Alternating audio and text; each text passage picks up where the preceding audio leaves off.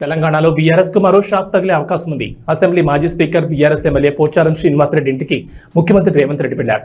వీరి భేటీలో మంత్రి పొంగులేటి శ్రీనివాసరెడ్డి కూడా ఉన్నారు. తాజా రాజకీయాలపై చర్చల అనంతరం పోచారంను కాంగ్రెస్ లో చేరాలని సీఎం రేవంత్ రెడ్డి ఆహ్వానించినట్లు సమాచారం. దీంతో పోచారం శ్రీనివాసరెడ్డి హస్తం గూటికి చేరడం దాదాపు ఖాయమైనట్లేనని చర్చ నడుస్తోంది. ప్రస్తుతం పోచారం కామారెడ్డి జిల్లా బాన్సువాడ నియోజకవర్గం ఎమ్మెల్యేగా ఉన్నారు.